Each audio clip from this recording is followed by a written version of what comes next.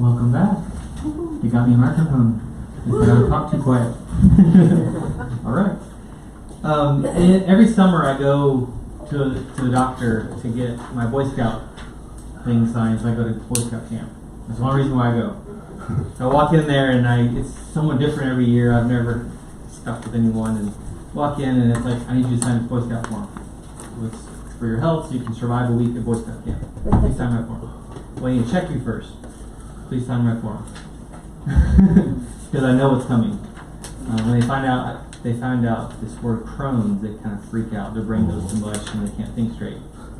And so they get to that, I go, don't touch me. There's certain areas that do hurt. But then this last time was a guy that we've met before, and we're talking to him. He's like, well, Corey, you're getting older. What's your exercise routine? I was like, I exercise once or twice a year, very regularly. I'm very consistent. You're getting older. And I was like, well, this last March, I was snowboarding and skiing with my son for 11 hours in one day. Does that count? He goes, if you can do that, you're fine. So I did that last weekend. Did 10 hours, actually passed my son. He ended up actually giving up for a little while. I was like very proud of myself. But it's one of those things where I realized I have to start taking care of my physical body. It's getting to the point where, especially the last few years, doing too many Zoom calls, sitting too much. It's like that physical. Same for us right here, our marriage. Our marriage gets there. Did you know how long it takes for a marriage to find its identity, to find its full kind of? I think we've kind of figured ourselves out according to the research. You know how many years? 20 years. Could be. 35. 35. Never. Think about that young family. You get married and you have all these dreams and you create little humans, little mini-me's, and life gets crazy. They say it takes between 9 to 14 years. It's like, wow, in 10 years for us, we lived in like 4 states and had 3 kids, and can't count how many hospital stays I had and how many medical bills we'd had, and just all the drama. That's what creates the relationship. The things that we go through, the things that define us. And so each of us have something different from this weekend to pull away, something different to take away. And that's going to be up to you in your conversation. But there may be something that you personally, that's kind of on your heart, that you need to talk to your spouse about this. And I challenge you as you go home, they don't just leave this. You don't just walk away from it and go on to the next conflict, which is what we most likely will do. But to make this a regular routine where you find books to read together, or you listen to podcasts together, where you do even little short things where it's something that you check in with each other. Because I promise you, it will change everything for the season when things get hard. When I met my wife, I was walking with a cane and was told I would never have a job.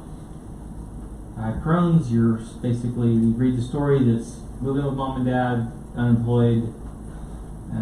And so since we've met and since we married, she's actually been that stay-at-home mom the last 15 years now.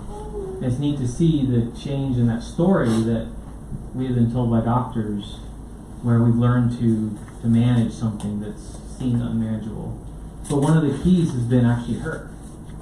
So the relationship of your spouse learning you, learning how to love you, how to help you when you're not okay. Because when I'm not okay, I can't think straight. When depression sets in, I'm just sitting there. So she knows if she walks in the room, there's not a laptop in my lap or a book in my hand, something's wrong.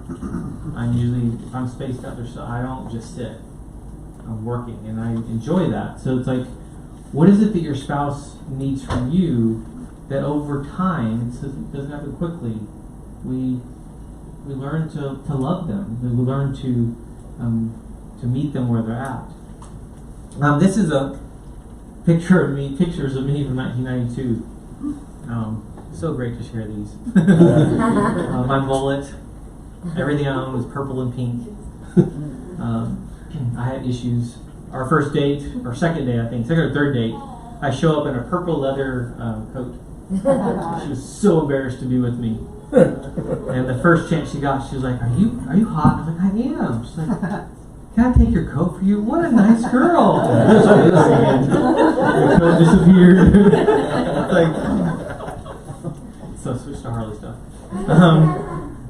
It's been interesting to think about that season too, because there's so much of me that didn't make sense until I met my wife. That my personality and the way God wired me, and a lot of the questions our teenagers and kids are asking today about gender and sexuality, I was so confused. To then I meet her, and I meet someone who is a legal person who has a different kind of brain than me, because I'm the emotional basket case. I cry at everything. They still laugh because I cry at the end of Cars every time. It's been a while. And he goes and pushes the other guy back through the finish line. It's like, I cry every time. So, and every commercial, and that's me. And well, God used that and gifted me and led me into the counseling field and the stuff I teach on, and stuff that it's neat to see that now because of her I make more sense. And I hope that that's something you feel with your spouse, and if not, it's discovering that, it's figuring that out. This is later on. I upgraded the bike part, not her. But then I added better pipes. For those that were wondering, yes, I'm not endorsed by Harley. Yeah. I just like them. And it became for me actually an identity piece because of my story with health. Every time I get on that thing, every time. What day is today? Thursday night I got out of class at 10 o'clock. Went out there at 20-something degrees. Got my gear on. That's just heaven for me. Because I'm not in a wheelchair. Because I'm not stuck at home, in a bed. Yeah. Just 3 or 4 weeks ago I was, and it was for a few days. For the first time I missed the first day of classes because I couldn't get out of bed. And 18 years of teaching, it was like defeat. I couldn't believe it. But what is it that actually brings you alive and wakes you up? Your marriage should be that key piece. But for us often it's not. It's something that's just kind of an appendage, a part of me. And so what I want you to be able to do beyond this weekend is, again, the podcast you listen to, or the books if you're a reader. If your spouse is a reader, they can give you the cliff notes. They can type up a summary, something. Finding a way that you're continuing this, and then coming to things like this, going to other events, become a enriching thing that I hope you look forward to. And that's why I like even this right here. You remember everything to do every 2 days, 2 things to do every day, every week, every month, every year? Without looking at them, what are they? Every day, touch, and laugh. Every week.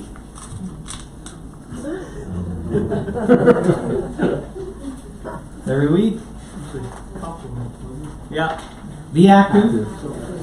And then boost your partner's self-boost. Yes. Compliment. Absolutely. The way we speak is so critical. Every month. Rid yourself of harmful residue. You read that. Yes. There's stuff that we need to talk about. We'll mention that today as well. And then fire passion in the bedroom. Something different. Spice it up. But careful, you don't have to go as far as our world says you have to go. Amen. So careful with that, please. And then the other one is review your top 10 highlights. Look back and then look forward. You know what this is like, especially when you have little kids, where it's just survival. You're just getting, you almost every month bleeds into month after month, and we lose time almost. I promise it ends.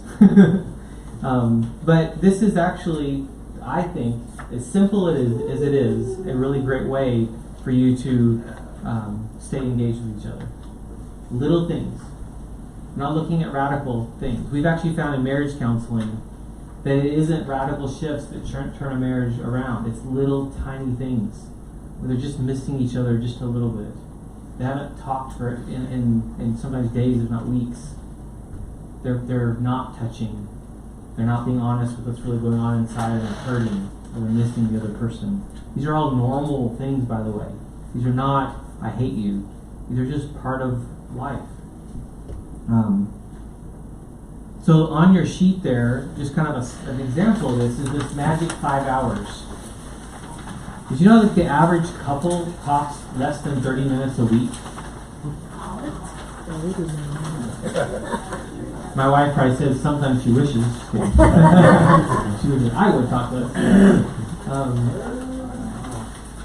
Somewhere in there.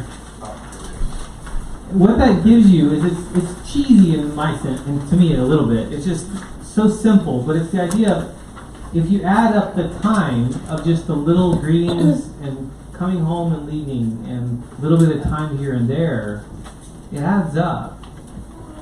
And so what is yours going to be? What is your pattern and habits going to be?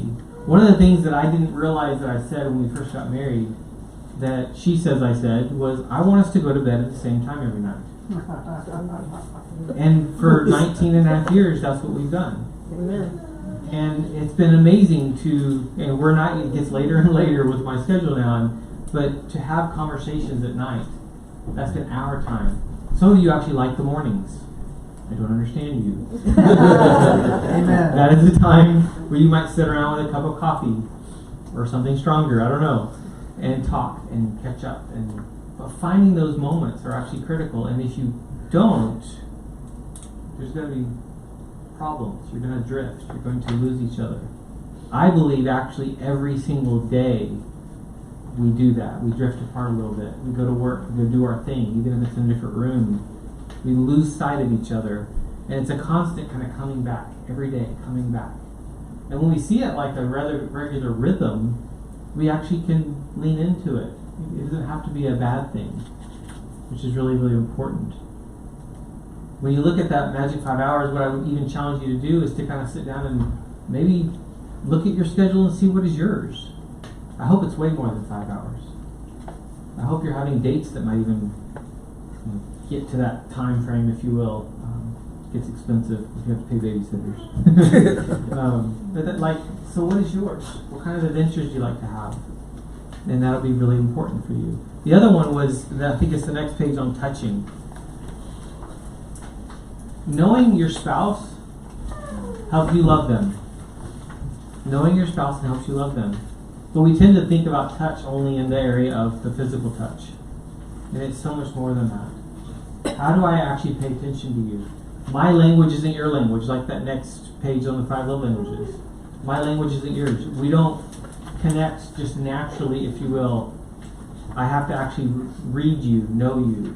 So how do I connect with you emotionally, spiritually, mentally, physically, socially even? Isn't even on there. One of you is more social than the other. How do you lean into that? That's difficult for some. And so how are you engaging in these things is going to be a critical pattern and habit. When you think of this wheel that we looked at last night, we talked more about the atmosphere, really, and this is what we're still talking about. The ambiance or the environment where more can happen, where a depth can happen that is only permitted and allowed in marriage. That's where it's blessed and God smiles. God's the author and creator of that. But it requires the atmosphere of, well, first of all, I like you and you like me, and that we actually care for each other. What I found interesting about the 5 love languages has been that we have different languages, and most couples tend to have, as I said last night, very opposite ones. And so, for those of you that might have similar ones, the cool thing that Dr. Chapman talks about is that you have different dialects. Basically, everyone's different. And makes it real complicated. Great. Or, I get to study you the rest of my life. So what does it look like for you as you learn your spouses, as you just talk through it? That page you have there is just a summary. That's all you need at first. You want to read the book, it's a great book. But look at what is my love language, but what is my spouse's? And when I speak their language, there's something that happens. When I put my arm around my wife, she's just like, great, his arm's around me. There's no response. She puts her arm around me, I know. Because I know that she didn't do it unconsciously. I knew she did it consciously because that's not a natural move for her. She had to choose. I know Corey would like this, so I will choose to When I hear a verbal compliment from her, I know that it was a conscious choice for her to speak, because her words are not going to be even remotely as the number of mine. And so her compliments to me are gold. They're so critical, so important. And yes, sometimes critical, but so important. And so how we build that in, the things that we do for each other. Do any of you here, is receiving gifts your top love language? So interesting. Everywhere I've ever gone, I've not seen that one as the top. Which is kind of interesting. But it's on there somewhere potentially on the list. What scares me is when I first was introduced to this, I was like, well, all of these are mine. I'm going to make such a great husband one day. Until later in the book I read, if all of these are yours, you're extremely high maintenance. Because it means you don't actually feel loved until all of them are being done. And I was like, oh, I got some work to do. It's fun to learn about yourself, but it's actually a lot more fun to learn about your husband and your wife. And I hope you'll lean into that. And so this exercise here is one that I don't want us to do today. We're not going to do it right this moment, but I want you to come back to it. This is the sharing with hope. We're going to end today doing an exercise here right now, and we'll finish with that coming up, a different one. But this is one that Les and Lizzie Parrott mentioned, and kind of that's really helped them in their marriage, and it resonates. That there are things that actually happen in the day that I forget to mention. Oh my gosh, you look so beautiful when you came down the stairs the other day, and I forgot to say something. We just got busy and we left. Or you know what? That day that we were standing in a circle and talking, I felt like you kind of stepped between me and everyone else and kind of edged me out, and I felt like an outsider. And please forgive me for doing that. Or please know that you did that, and then forgiveness has happened. To be able to share those things, and it's two good things, two positives, and one negative. And the rule of thumb that they came up with was write them on a napkin or something, so that you can't change them as they're sharing theirs. And then do this just regularly. What happens is you're clearing that air. You're doing that ridding yourself of some of the stuff. Because things build up. And if they build up, it's going to come out somewhere. And so do you have a space where you can kind of say, I need to actually voice a concern or a feeling I had, or where I felt like I was missed? And you prep that by actually having these regular times. And so Les and Lizzie Parrott talk about just regularly on a date. They'll just do this sitting at a table. Here's the rule of thumb though. This is one that we're going to get into in just a minute on communication. Is my response to you, especially on the negative, is thank you. Nothing else. Why is that so important? What does our response tend to be? Justify. Yeah. I've got my rebuttal. I've got my rebuttal ready to go. It's defensiveness. And it shuts everything down. So that's a critical rule of thumb. One of the key things I've seen with couples struggling is the rules of engagement, how critical those are. What is it going to look like for us to love each other and hear each other? So when I share something difficult, your response needs to be, thank you. Nothing else. Pay attention to your body and you realize my heart rate's probably pretty high right now. And so that's a good gauge. Okay, once my heart rate goes down, okay, now I can re-engage and say, I have some questions about that. Or I'm curious about, and how important that is in the rhythm of conversation to actually draw someone in versus put up a wall. And why in the world we are so defensive with this person that we sleep with, that we do life with, is crazy. It shows how sin-bent we are and how we like to point fingers. If you think back in the Garden of Eden, yes, Eve took the fruit, but who was there with her? Adam. And which one of those two got the message as to what to do? Adam. And who was silent? Adam. And what was his first words that he said? She gave it to me. The woman you gave to me! Blame. We're so good at that. Nothing's changed. It's so easy to default to that. And so we have to do things actually intentionally to change that story. So what we're going to spend a little bit of time talking about today is this idea of that ambiance, that environment that you have in your home of communication. You're always communicating. You spend the day never speaking. It's actually, it could be great and you're both okay, but it could be someone's actually not okay. And the honest thing is you don't know sometimes. The author of Fresh Start, a divorce care program, said the day that he drove up to his house and there was a U-Haul sitting in front of his driveway, his wife was loading it up to leave. He's a pastor. He said, if you had asked me about my marriage that morning, I would have told you it was amazing. That's how clueless I was that she was not okay. Because in his busyness, he wasn't hearing her voice. He wasn't hearing her voice. He wasn't hearing her voice. And she was speaking. She wasn't silent. And she walked away. So checking in, is there something I'm missing? Is there something that I need to know? Are you really okay? It's really, really critical. This mutual openness and honesty is going to be a critical tool that we actually, can it be both ways? There's one always talking and the other one doesn't really get that chance. And yeah, I should have given you blank pages, so bring a journal. I know that's one of the habits that we're trying to get with our kids right now, is just taking notes in church. I found that when I don't take notes, I'm not concentrating, so it's hard to do. Rules of engagement, as I mentioned a minute ago, these are going to be the key, I think. It's what I've seen in couples that are struggling. What are my rules of engagement? How do I engage with you and move forward, or is it just about me being right, or is it just about me being getting my voice, speaking, getting my voice out? We're going to look at Ephesians 4:25 and 1 John 1:7 and 10 to 10, kind of as a foundation of this.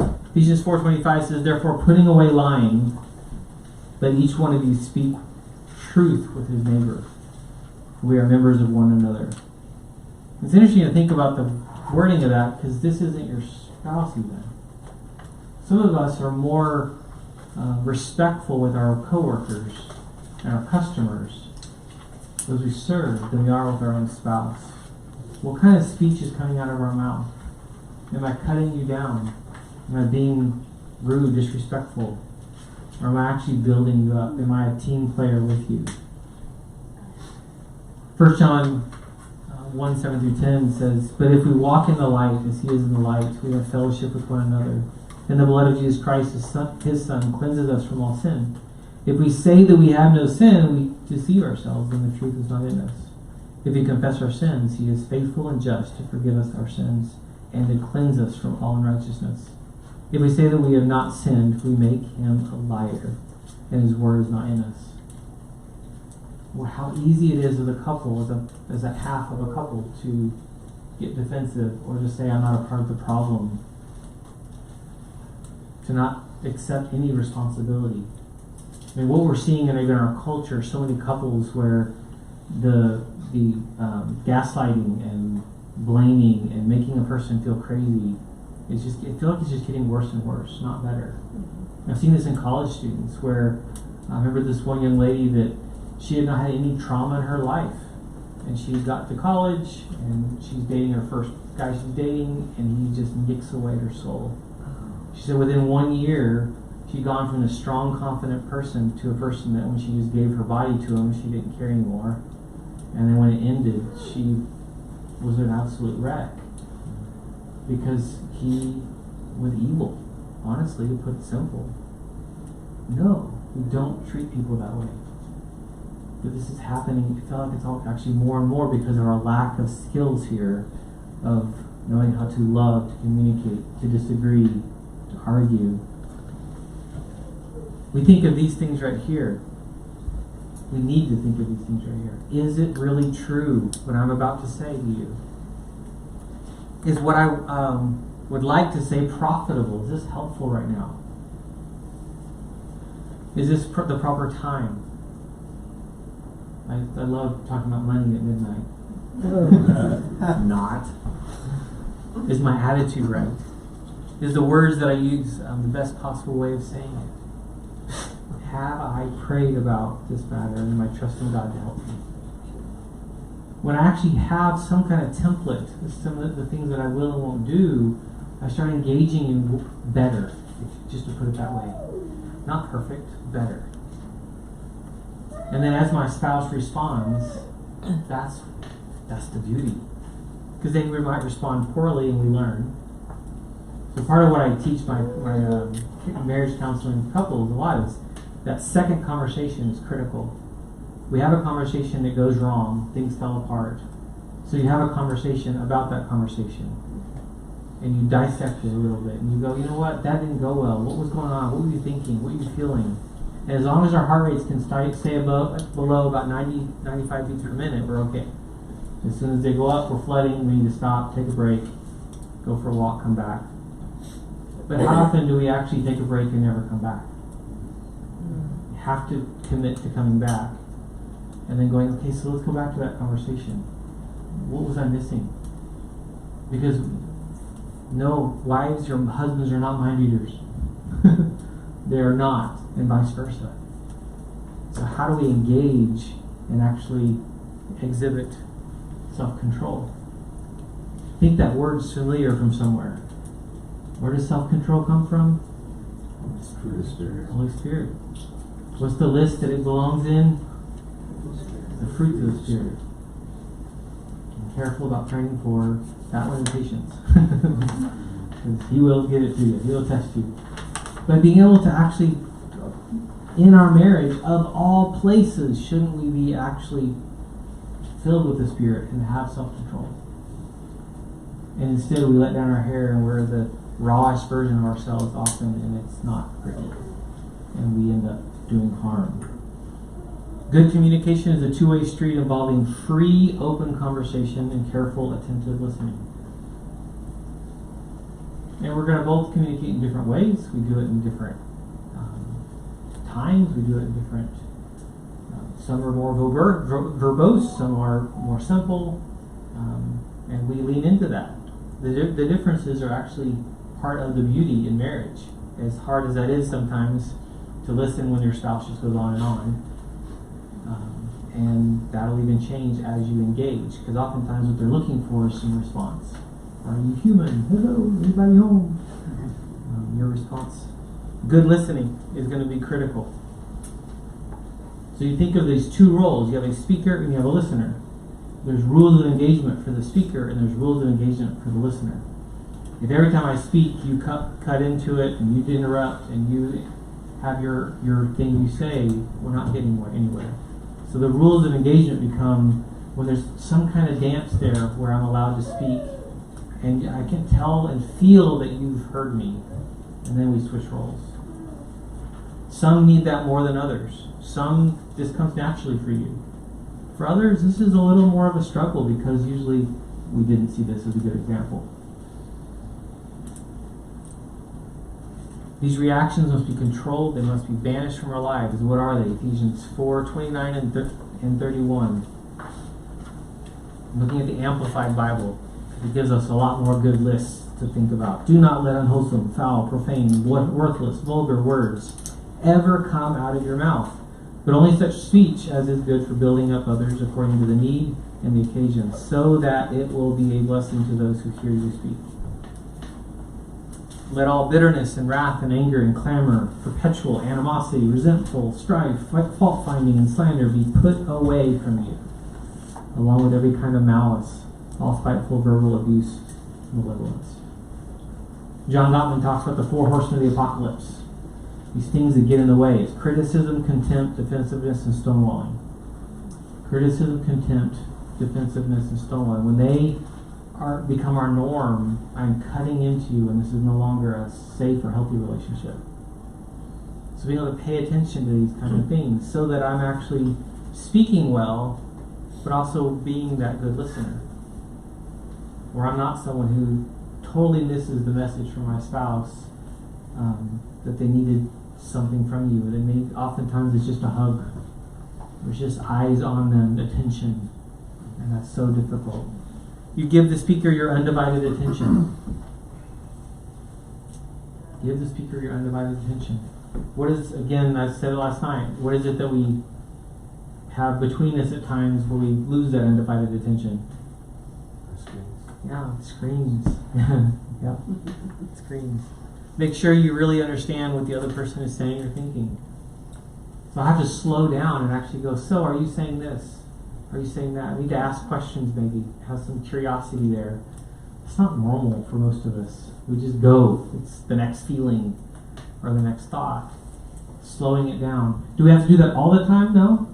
But it's something that as we get into some stressful times, it's really good to kind of slow down and kind of re-engage into that. Let the other person speak without interruption. Proverbs 18:13. Spouting off before listening to the facts is both shameful and foolish. Understand this, James 1:19. My dear brothers and sisters, you must all be quick to listen, slow to speak, and slow to get angry. We have these instructions. We know them in our head. We've probably heard them our whole life even. It's so hard to do. And that's that dance back and forth as a couple, these rules of engagement to how am I seen by you and how do I actually love you? Because it's not something that tends to come natural. So let me give you some 10 practical suggestions for healthy communication. These are just fun to think about, but even this first one might be a source of contention. It's not in your notes, sorry. First one, both must admit they share in any problem. Think about that. Both must admit that they share in any problem. Read that. Like, think about that. There are problems you can think of right now. You probably have a list in your head that there are, nope, not me, nope, not me, there's. What does it mean by that? That you share even in a problem that your spouse even created or your spouse like is theirs. Any ideas?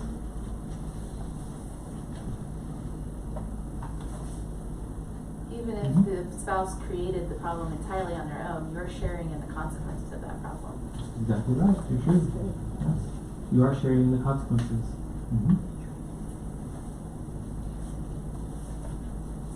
Everything that each of us does isn't separate from the other person. That's part of marriage.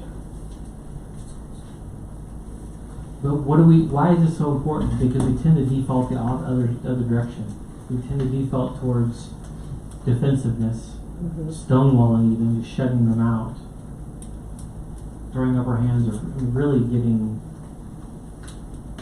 nasty even, criticism, contempt, versus, okay, this is a problem. Because it's your problem, it's our problem. Whether it's financial problems or whether it's a relationship thing or something at work even, like whatever it is, this is ours. It changes the way we engage in communication. Both must be willing to change. We have this word that used to be in the 80s and 90s in the Christian books on marriage. It was all about compromise. You learn to compromise. You got to learn to compromise. What happens with most couples, really everyone in the end, one person compromises. You have two people that over time, if that's just all we do, there's one that's a little louder or a little stronger or a little more forceful or cares more. The other person goes, okay. But after a while, that builds into resentment. And so Stephen Covey talks about, in his books, that third alternative. So when I lay out an idea and the other person lays out their idea, that's just the start of the conversation. It's not pick one. It's now we're looking for that third alternative. It might be a blending of the two. It might be something we haven't thought about. But when we think that way, it lowers the defenses so we can actually engage in a planning meeting, in a working meeting. Avoid using emotionally charged words. The words I say are important. When I would make comments to my wife, when she would say, hey, can you go to the store and get me a Coke? And I go, oh, I'm your drug dealer? I found out that's not a good idea. Not smart. She wants to punch you. Because it's not me being supportive, it's actually me being a jerk. How do you love your spouse? How do you love them? How do you hear them? How do you see them? Be responsible for your own emotions, words, actions, and reactions. Yours. You love to correct other people, But your attitude matters, your anger matters, what you do with it. You're responsible for yourself. No reruns of old arguments. Getting histrionic. It's easy to do. Well, back over here you did this, and at that point you did that, and you blame. Bring up. No, not a place for that. Not a place for that. And then one problem at a time. Yeah, some of us think a lot faster on our feet. I've seen this with some couples even in my office where one's like, one problem, next problem, and they're just going. The other person's like, whoa, slow down. I'm 10 paces back. Which means you need to move 10 paces back. I'm a verbal processor, my wife's an internal processor. Which one of us gauges when something needs to be talked about? Her or me? Her. 100% of the time her. Why? I'm always ready to talk. That's not helpful if she's not. And so I learned this when we were dating. We were dating and we were doing the 40 Days of Purpose, the Rick Warren thing. On day 38, she decides to tell me, you know this isn't working for me. Because we read the passage and then we answer questions, you start answering and you answer the questions, and I need a day or two to think about it. As I started learning, she's wired so different than me. And so I learned that when I ask her a question, I can expect an answer next Thursday. Some other time.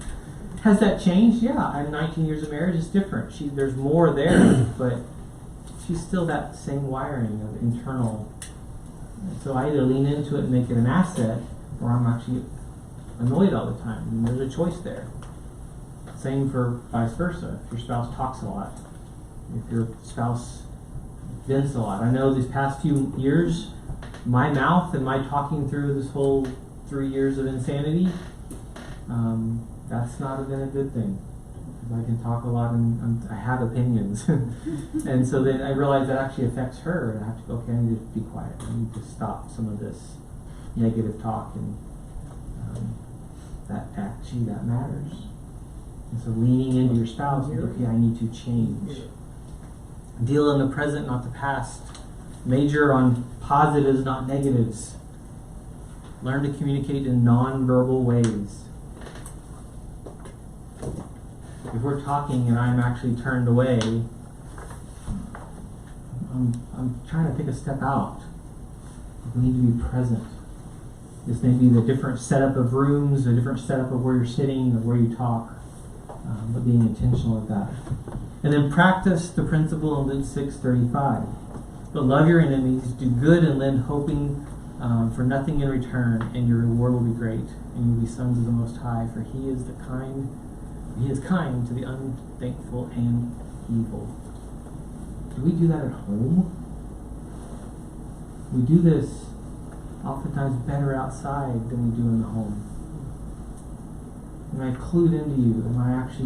I'm here about your best interest. I want to love you. I want to see you. I want to hear you. Because the thief comes to steal and kill and destroy. I want the next part. I have come that they may have life. And they may have it abundantly. What does that look like to you? In all the craziness and all the chaos of life, what does it look like for you to have a marriage that you're proud of? It breaks my heart how many couples I see that come in my office and they hate each other. Wow. They wouldn't say that, but that's what they treat each other like enemies. And it's this basic communication stuff. It doesn't tend to be some big, horrible thing.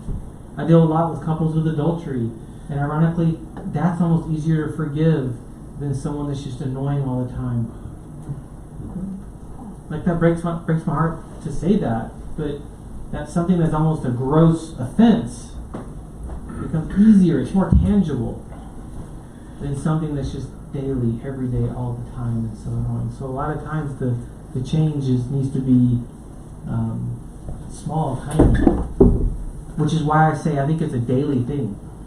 That we're daily leaving and going and doing, we come back and we have to almost kind of reintroduce ourselves back to our spouse. And if you think that way, it's like, oh, this is normal. Versus, oh, there's something wrong with my marriage. No, this is part of life and part of us in a fallen world too, where we have a selfish sin bent. We have to be intentional at our relationship. You must warn each other every day, while it's still today, that none of you will be deceived by sin and hardened against God. If you see stuff in your spouse, you need to be able to have that permission to call it out. That permission. I love that word permission, because what I see a lot of times is a spouse who's like, I don't feel like I have permission to speak up. I've seen this with men and I've seen this with women, both. Because the marriage has been created in a way that there's certain boundaries and expectations that I can't speak on this. So we need to break down those walls, and it's times like this when we're kind of being given a chance to kind of go to places we don't normally go to have conversations, to then go, what is it that you need? How can I see you? How can I get you in the craziness and busyness of life? Mark Twain said, 20 years from now you will be more disappointed by the things you didn't do than by the ones you did do. So throw off your bowline, sail away from the safe harbor, catch the trade winds in your sails, explore, dream, discover. Some of you, the adventure you need to take is right in front of you. One of the things that bothers me at what I see from a lot of couples, though, is are we running from something, or are we called to something? Because I believe we're all called to something. For some, it's in a career, some kind of job maybe, but not always. It's the people around you. Wherever you end up, it's the people you get to do life with, the people that are struggling nearby. How are you reaching out to them? When a couple comes in my office and they're struggling, part of what I also tell them is I want us to deal with your drama where you're inward focused as quick as possible, because every day that you're inward focused, you can't focus outside at your neighbor that needs your help, that a family member that's struggling, that someone that actually could use you, because your energy is all turned inside. I believe that is the only tactic Satan has to use to ruin us. We might die and go to heaven, but on earth, he's got us in shackles. Kids, all of you, I'm sure you all know, we have a serious problem these days with where our kids are at. What they're being faced, what they're dealing with, what they're struggling with. I love like the sing-off TV shows and those kind of things. We were watching one a couple years ago, and this boy and girl get up on stage to sing together, but it wasn't a boy and girl, it was twin girls, and one had transitioned to a boy. They're siblings. And my son was like, what? What's going on? Let's pause. Talk through it. And we love movies and videos and stuff like that. We use it all the time to have conversations and talk through this stuff.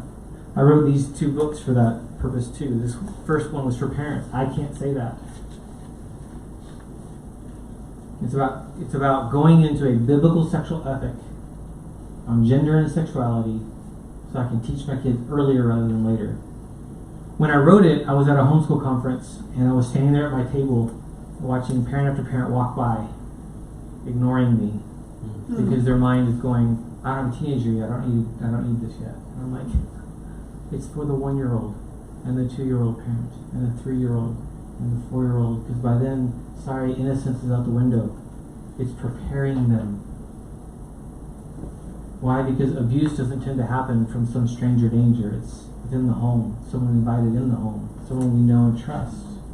So they need vocabulary. They need to know how to talk, know what's normal, what's healthy, earlier rather than later.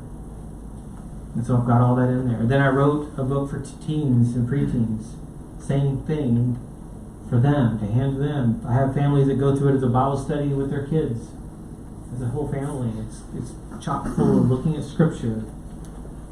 Why? Because our world, we are losing our kids to others. And when I talk to families all across the country, our kids were raised in this great home, we had this great family, we blah blah blah. It's like, but you literally have this portal into your house through this cable line called the internet, where it's like you've invited a whole posse of people that you've never met and they will never meet, and they're a bigger influence on your kid than you are, or 1 hour in Sunday school every week. And that's one of the things I'm seeing. Can we cut that cable? Maybe we need to. Hard if you work online at home. But, so what does it look like? We need to teach. We need to teach, which is really, really, really scary if we don't have the tools. This is my attempt to give you those tools to help prepare parents to go there, to go beyond the talk. That it's a million micro conversations. What I found later after I wrote micro conversations in the book over and over and over and realized, no, it's actually mini lectures. As they get older, they're not talking back. That's okay. You keep speaking and you keep planting seeds, because whatever you say, they are still listening. Even if you think they're being rude by not commenting back. I ask my sons every few weeks about their masturbation practices. Do you think I get an honest answer now? No. But we have a great conversation about it. Why? I'm moving it out of their unconscious into their conscious, and the conscious is where they have to take their thoughts captive. You choose what kind of man you're going to be and how you're going to steward this part of your life. I'm not going to let it just sit back here in your unconscious where there's just a habit. I'm going to move it constantly. To the point now, often I'll walk in our living room and my middle son's on the computer, and I step in there and he's like, "I'm not looking at porn, Dad." Good. We've had those moments. Because pornography is everywhere. How do you go? How do you engage? How do you talk through?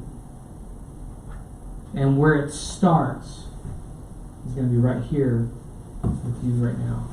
Not only with your own kids, but also like this evening or tonight, our kids were with another, with our youth group. Some of you are in ministry and you have other people's kids. We are entrusting those people with our kids on purpose. We have a Boy Scout troop that's only dads, actually, and it's under the men's ministry of our church. And it's men mentoring sons, because I get to be a leader and love on these other boys and those other dads. And it's a Christian. The choices that you make and what they do and what you do and what you get involved in really, really matter. That one coach could be the most incredible coach that builds your kid up or destroy them. And I've seen both so many times. So how do you prepare? How you engage in conversation? How you have that dance? And again, those cheesy little 2 things to do every day, every week, every month, every year is meant to kind of even just be for fun, but not really. What's your list? What would you change there and make for your daily, weekly, monthly routines, habits? Hopefully it gets exciting to think about as you build a life together, continue to do so. So what I want us to do is I want us to go to that it's not the last page, it's the next to last, before the working date one. It's called the Emotional Needs Questionnaire. It's like 6 or 7 pages long, 8 pages long. And I want you for us to finish, I want you to do this right now. But I want you to do it separately. We are actually going to answer the questions, but here's the caveat. When you answer the questions, you look at the need, and you look at some of the questions that ask, and there's a blank there. You're writing here's how I could see you meeting this need. Not, here's my new command. Here's my new demand. And as you do this, what some of you will find is like, oh, I didn't realize that was actually that important to me. And for others of you, you know yourself a lot better, and you know which ones are your top ones. At the end, you'll actually list kind of your top, I think it says 3 or so. What are your top ones? Then, this will be a homework assignment for later. I want you to sit down, and I want you to read through it and talk about it. But here's, again, the rules of engagement of that. When you talk with each other, and the other person shares something that's a little difficult to hear, what's your reply? Thank you. Especially if you feel your heart rate going up. That's your gauge. If you let heart rate going up, you need to just say thank you. And you need to actually calm down and then come back in. Don't do that. I was talking to a client the other day though. She actually, her heart rate is like 60, 70, and when it spikes, it's like 80s. And I'm like, how? Well, after 2 divorces and extremely abusive marriages and a childhood of sexual abuse, you're not wired the same. And I remember she very much reminded me, wow, then I need something to be fermented is in general, but for some, we've learned to control ourselves in a healthy way now as an adult. So she doesn't need that anymore. She doesn't have to have that on-guardness. But sometimes we do. Repercussions of what we've been through in life. So spend some time here doing that. Are we finishing with songs? This one. This one? Okay, so we will, in a little while, we'll come back and have our song and then we'll be done. But spend some time filling out this emotional needs questionnaire and see you this afternoon.